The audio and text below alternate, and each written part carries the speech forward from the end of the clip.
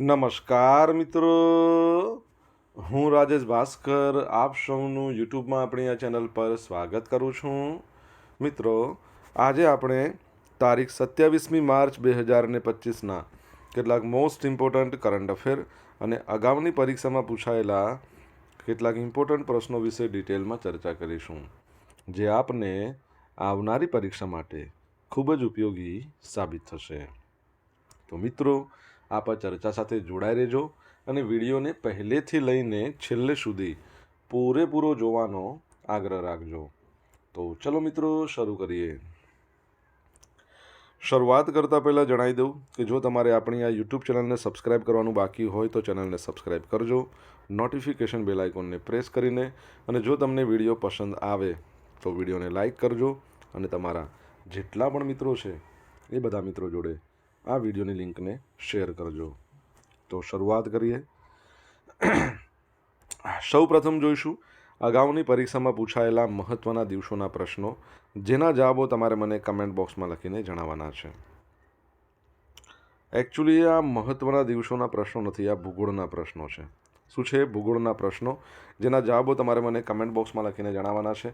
અને વિડીયોના લાસ્ટમાં જ્યારે હું તમને આ દરેક પ્રશ્નના જવાબ જણાવું ત્યારે તમારે ચેક કરવાનું છે કે તમે આપેલા પ્રશ્નોના જવાબ છે એમાંથી કેટલા પ્રશ્નોના જવાબ સાચા છે, અને જેટલા પણ પ્રશ્નો જવાબ સાચા હોય એનો આંકડો તમારે કમેન્ટમાં લખવાનો છે.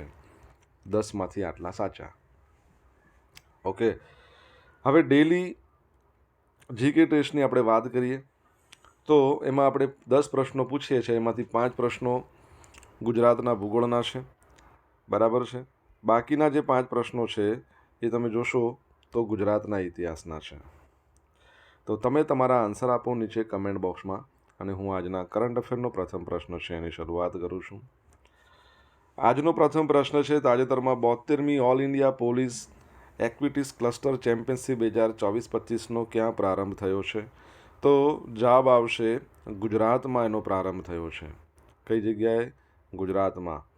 તો ગુજરાતમાં પ્રથમ વખત all India police aquatics cluster ચેમ્પિયનશિપ્સનો sports authority of India complex Gandhinagar sector 15 છે ત્યાં આનો પ્રારંભ થયો છે, બરાબર છે.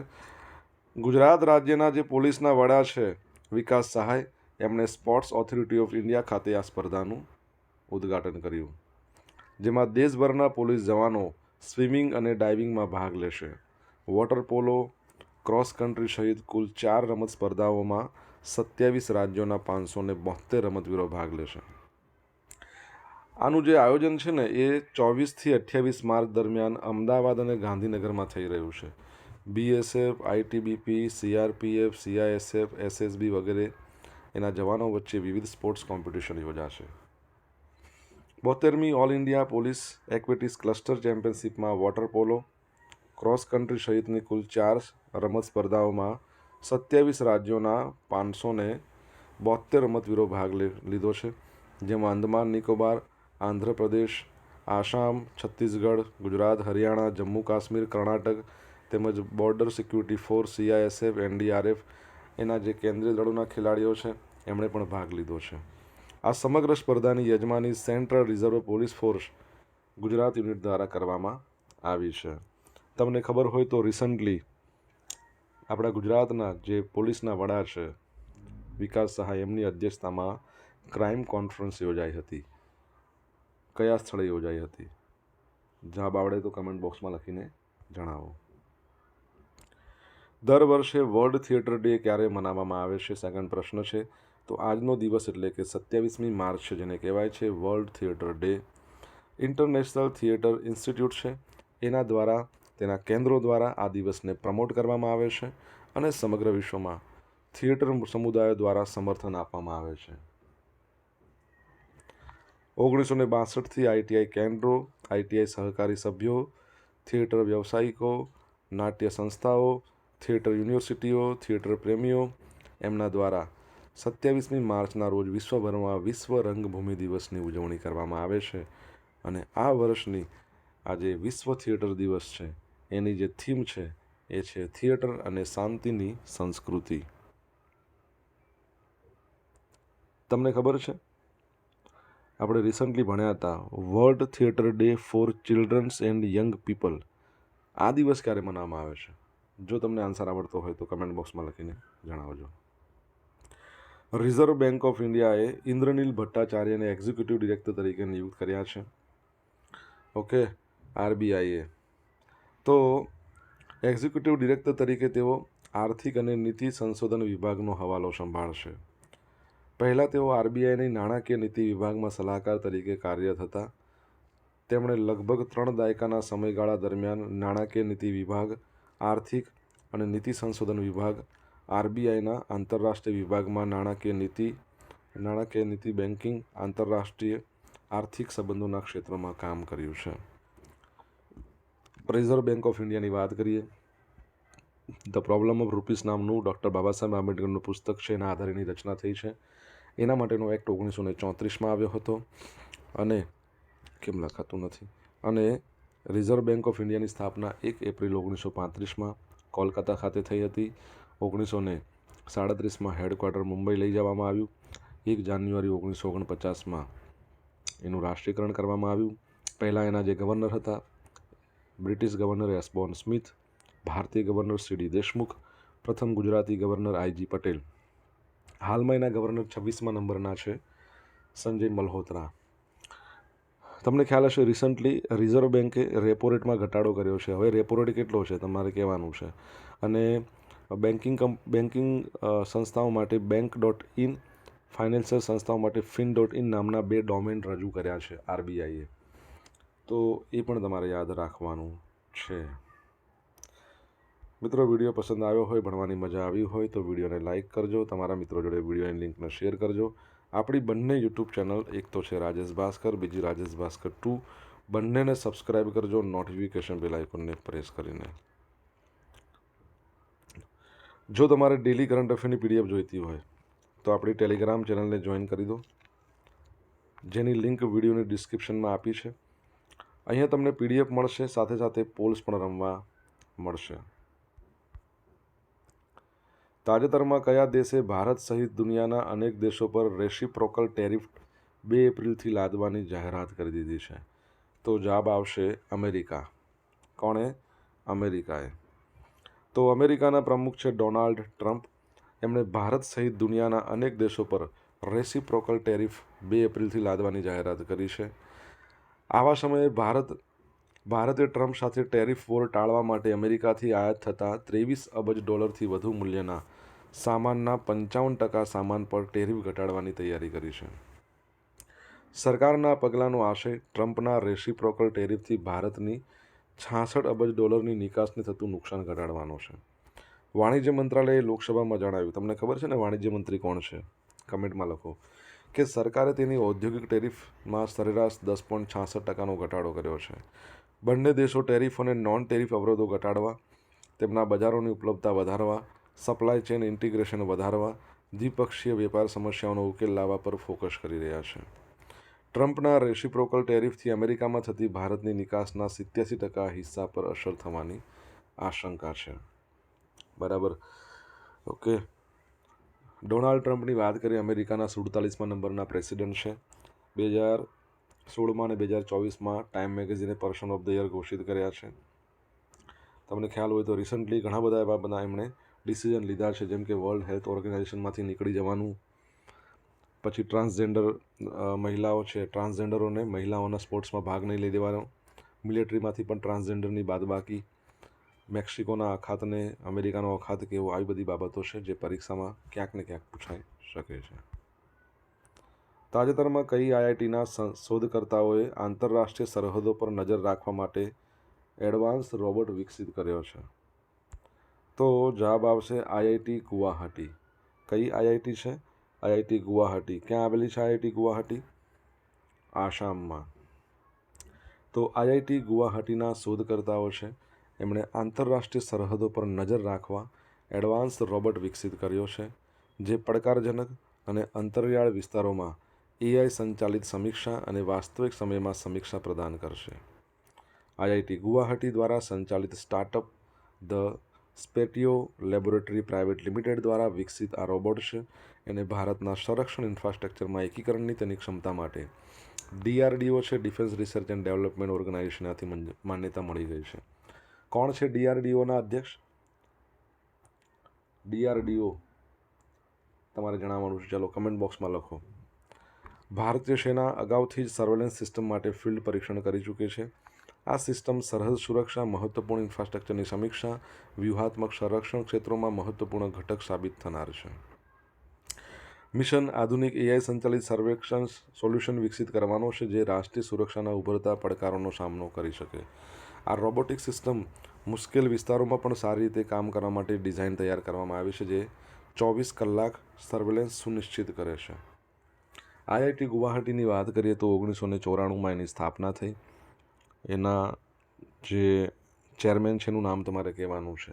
તમને ખ્યાલ હોવો જોઈએ કે આપણે થોડા સમય પહેલાં ભણ્યા હતા કે IIT ગુવાહાટીમાં નોર્થ ઇસ્ટમાં પ્રથમ વખત ઇન્ડિયા ઇન્ટરનેશનલ સાયન્સ ફેસ્ટિવલ જે 10મા નંબરનો હતો એનું આયોજન કરવામાં આવ્યું હતું. તો બાબત યાદ રાખજો. મન ફાવે ત્યાં ફરો યોજના શું છે? મન ફાવે ત્યાં ફરો યોજના. તો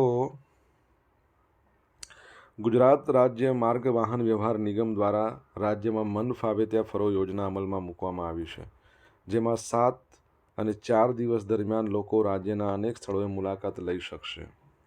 local, express, Gurjarnagari, luxury, sleeper coach, AC coach, Volvo સહિત સર્વિસના પ્રકાર રાખવામાં આવ્યા છે. આ યોજના હેઠળ કોઈપણ ગુજરાતી 450થી 1450 સુધીના ખર્ચે 4 થી 7 દિવસ માટે ગુજરાતના કોઈપણ ખૂણામાં મુસાફરી કરી શકે છે. બરાબર. GSRTC દ્વારા ગુજરાત રાજ્ય માર્ગ વાહન વ્યવહાર નિગમ GSRTCની સ્થાપના 1 મે 1960માં. એના MDનું નામ તમને ખબર હોય તો કહેજો. એનો હેડક્વાર્ટર કહી શકીએ તો રાણીપમાં છે અને ડેપો છે ને નરોડામાં છે. ઓકે. અને ભૂતકાળમાં આપણે ભણ્યા હતા કે ગુજરાત ST છે ને એ ઓનલાઈન બુકિંગમાં આખા ભારતમાં સૌથી નંબર 1 છે. સૌથી વધારે બુકિંગ ગુજરાત STમાં ઓનલાઈનમાં થાય છે. સોશિયલ મીડિયાના માધ્યમથી તમે મારી જોડે કનેક્ટ રહી શકો છો. મારું ઇન્સ્ટા ID છે rajesh.i.bhaskar. મારું ફેસબુક ID છે RI ભાસ્કર. અને જે ટેલિગ્રામ ચેનલ છે, ટેલિગ્રામ ID છે એ છે રાજેશ ભાસ્કર. આ ટેલિગ્રામ ચેનલ પર તમને ડેલી કરંટ અફેરની PDF મળવાની છે. તમને પોલ્સ પણ રમવા મળશે. જો તમને ભણવાની મજા આવી હોય તો મિત્રો વિડીયોને લાઇક કરો, તમારા મિત્રો જોડે વિડીયોની લિંકને શેર કરો, ચેનલ સબસ્ક્રાઈબ કરવાની બાકી હોય તો સબસ્ક્રાઈબ કરો, નોટિફિકેશન બેલ આઇકોનને પ્રેસ કરીને. 2024નો જ્ઞાનપીઠ પુરસ્કાર કોને આપવામાં આવશે? તો જવાબ આવશે વિનોદ કુમાર શુક્લા. યાદ રાખજો, આ જ્ઞાનપીઠ પુરસ્કાર છે 2024નો, આપવામાં આવશે આ વર્ષે, બરાબર, 2025માં. વિનોદ કુમાર શુક્લા. તો છત્તીસગઢના પ્રખ્યાત હિન્દી કવિ અને લેખક છે વિનોદ કુમાર શુક્લા. એમણે આ વર્ષનો સૌથી મોટો સાહિત્યિક સન્માન જ્ઞાનપીઠ પુરસ્કાર આપવામાં આવશે. તેઓ છત્તીસગઢ રાજ્યના પ્રથમ વ્યક્તિ બન્યા છે જેમને આ સન્માન મળ્યું છે. તેમનો જન્મ 1 જાન્યુઆરી 1947ના રોજ થયો હતો. છેલ્લા 50 વર્ષથી સાહિત્યિક લેખનમાં રોકાયેલા છે. તેમનો પહેલો કાવ્ય સંગ્રહ લગભગ જય હિન્દ 1971ના વર્ષમાં પ્રકાશિત થયો હતો. તેમની નવલકથા નૌકર કી કમીઝ, ખિલેગા તો દેખેંગે, દીવાર મેં ખિડકી શ્રેષ્ઠ હિન્દી નવલકથાઓમાંની એક માનવામાં આવે છે. જ્ઞાનપીઠ એવોર્ડ ભારતનો સર્વોચ્ચ સાહિત્યિક પુરસ્કાર છે. આ પુરસ્કાર જ્ઞાનપીઠ ટ્રસ્ટ દ્વારા ભારતીય સાહિત્યમાં ઉત્કૃષ્ટ યોગદાન માટે આપવામાં આવે છે. આનાથી સન્માનિત વ્યક્તિને 11 લાખ રૂપિયાની રકમ આપવામાં આવે છે. આ ઉપરાંત પ્રશસ્તિ પત્રની સાથે વાગ્દેવીની કાંસાની પ્રતિમા આપવામાં આવે છે. 1961માં જ્ઞાનપીઠ પુરસ્કારની સ્થાપના થઈ. સૌપ્રથમ 1965માં મલયાલમ કવિ G. શંકર કુરુપને આ તેમના કાવ્ય સંગ્રહ ઓડકુઝલ માટે આ પુરસ્કાર આપવામાં આવ્યો હતો. બરાબર. તમને ખબર છે કે જ્ઞાનપીઠ પુરસ્કારની વાત કરીએ, કેટલા ગુજરાતી સાહિત્યકારોને જ્ઞાનપીઠ પુરસ્કાર મળેલો છે? અને બીજું કે ભારતના બંધારણ માન્ય જે 22 ભાષા પ્લસ ઇંગ્લિશ એટલે 23 ભાષામાં પુરસ્કાર આપવામાં આવે છે. મરણોત્તર આ પુરસ્કાર આપવામાં આવતો નથી, બરાબર, એ પણ ખાસ યાદ રાખજો. પરંતુ કોઈનું મૃત્યુ થઈ ગયું હોય, સપોઝ નોમિનેશન કરી દીધું કે આમને આપવામાં આવશે ને એમનું મૃત્યુ થયું હોય તો પણ એમને મળે. મિઝોરમથી સિંગાપુરમાં એન્થુરિયમ ફૂલોના પ્રથમ નિકાસ. તો ભારતના ફ્લોરિકલ્ચર ક્ષેત્ર માટે ખાસ કરીને ઉત્તર પૂર્વીય ક્ષેત્ર છે ને, નોર્થ ઇસ્ટ રિજન, એના માટે એક મહત્વપૂર્ણ સીમાચિહ્નરૂપ agriculture and process food product export development authority એ મિઝોરમથી સિંગાપુર સુધી એન્થુરિયમ ફૂલોના પ્રથમ નિકાસની સુવિધા આપી છે. 50 કોંગુરેટેડ બોક્સમાં 1024 કાપેલા ફૂલો, 70 કિલો વજન. આ કન્સાઇનમેન્ટ કોલકાતા દ્વારા નિકાસ કરવામાં આવી છે. આ પહેલ મિઝોરમની ફ્લોરિકલ્ચર ક્ષમતાને પ્રકાશિત કરે છે, ભારતના કૃષિ નિકાસને મજબૂત બનાવે છે, મહિલાઓ સહિત સ્થાનિક ખેડૂતોને આર્થિક લાભ પૂરો પાડે છે. બરાબર, યાદ રાખજો. મિઝોરમની વાત કરીએ તો કેપિટલ આઇઝોલ છે, સીએમ છે લાલ દુહોમા અને ગવર્નર તમારે કહેવાના છે જે નવા બન્યા છે. તમને ખબર હોય તો કમેન્ટ બોક્સમાં લખીને જણાવી શકો છો. હવે મિત્રો જોઈશું અગાઉની પરીક્ષામાં પૂછાયેલા મહત્વના દિવસોના પ્રશ્નો. પહેલો પ્રશ્ન, ભારતમાં નીચેના પૈકી કયું ભરતી ઉર્જાના ઉત્પાદન ક્ષેત્રે ક્ષમતા ધરાવે છે? તો ખંભાતનો અખાત. કાપની જમીન શેના દ્વારા બને છે? તો વહેતા પાણી દ્વારા નિક્ષેપણ. નીચેના પૈકી કયા ખડકનું અશ્મિ દ્વારા નિર્માણ થતું નથી? તો માટીના ખડક હોય એ અશ્મિ દ્વારા ના બને. નીચે પૈકી કઈ નદીને મહત્તમ કેચમેન્ટ વિસ્તાર છે? ગોદાવરી. પરિવર્તન ખેતી વાવેતર પરિવર્તન કયા રાજ્યમાં નોંધપાત્ર છે? તો અત્યારે આપણે જે ભણ્યા એ મિઝોરમ, જેની હાઈકોર્ટ ક્યાં છે? આસામના ગુવાહાટીમાં. યાદ રાખજો. અગાઉની પરીક્ષામાં પૂછાયેલા ગુજરાતના ઇતિહાસના પ્રશ્નો જોઈએ. પહેલો પ્રશ્ન, જ્યારે બુદ્ધ ભગવાને મહાપરિનિર્વાણ પ્રાપ્ત કર્યું ત્યારે તેમની સાથે કોણ હતા? તો આનંદ. થિયોસોફિકલ સોસાયટીનું હેડક્વાર્ટર મુખ્ય મથક ક્યાં આવેલું છે? અડિયાર. સયુરઘલનો મતલબ શું થાય? તો ભાડા રહિતની જમીન. મલાયા ખાતે ઇન્ડિયન નેશનલ આર્મી રચવાનો પ્રથમ વિચાર કોને આવ્યો હતો?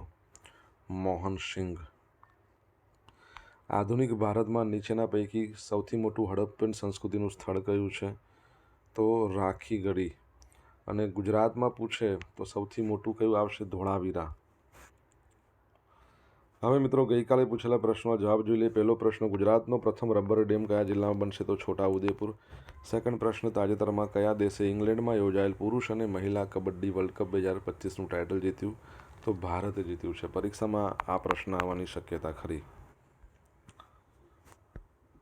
હવે મિત્રો આજે પૂછેલા પ્રશ્નોના જવાબ જોઈ લઈએ. પહેલો પ્રશ્ન શું હતો? તો તાજેતરમાં જ ક્રાઇમ કોન્ફરન્સ યોજાઈ ગઈ. આપણા ગુજરાતના જે ડીજીપી છે શ્રી વિકાસ શર્મા, એમની અધ્યક્ષતામાં કયા સ્થળે યોજાઈ? તો પંચમહાલ જિલ્લાનું જે મુખ્ય સ્થળ છે ગોધરા, ત્યાં યોજાઈ ગઈ. સેકન્ડ પ્રશ્ન, world theatre day four children and young people દર વર્ષે ક્યારે મનાવવામાં આવે છે? તો 20મી માર્ચના રોજ. ત્રીજો પ્રશ્ન, રિઝર્વ બેંક ઓફ ઇન્ડિયા આરબીઆઈએ રેપો રેટ છે એમાં ઘટાડો કર્યો. અત્યારે હાલમાં રેપો રેટ કેટલો છે? તો શું આવશે?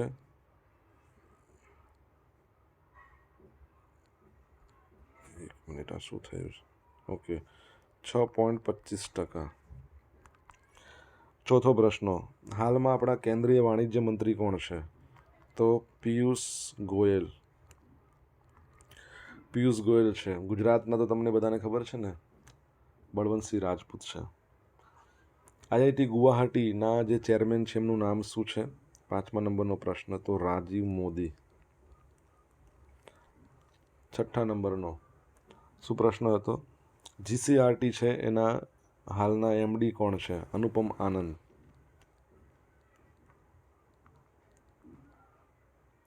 બરાબર છે. 7મા નંબરનો